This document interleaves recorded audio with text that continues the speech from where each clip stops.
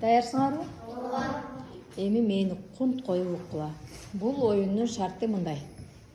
Доскада биринчи кайсыл фигураны көрүп турасыңар? 3 бурчтук. Экинчи тик бурчтук. Үчүнчү эми мындай.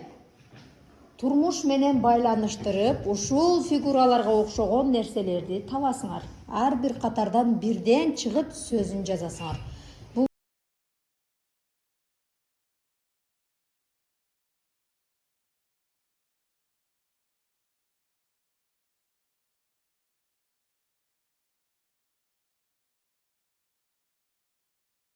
Эми 3 бурчтук команданын сөздөрү.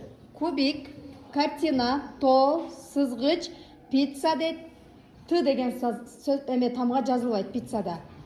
Андан кийин эмне? Алмаз дептир. Ушул эле сөз экен. Канча сөз болду санагылачы? 6 сөз экен. Андан кийин тик бурчтуктар: китеп, сумка, өчүргүч, телевизор, доска, парта, альбом, айнек, китеп. Китепти кайра-кайра эмне кылып койгон? Ушуну кемитебиз. Компьютер деген ката жазылган. Желек, парак дейт. Парак дейбизби? Барак дейбиз, Дептер.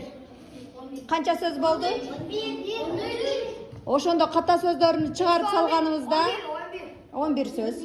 Андан кийинкиге топ, капкак, саат, түймө, торт, шар, планета, чыны, шарик, тыйын, гүлас, алма, карек. Мына эмне? Баллон, скотч, гал экен. Канча сөз? Эми санадык. Кайсыл топто эң көп сөз жазылыптыр? Азаматсыңар, өзүңөргө кол чаап койгулачы.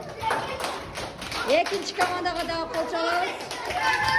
Андан кийин үчүнчү командага кол чабабыз.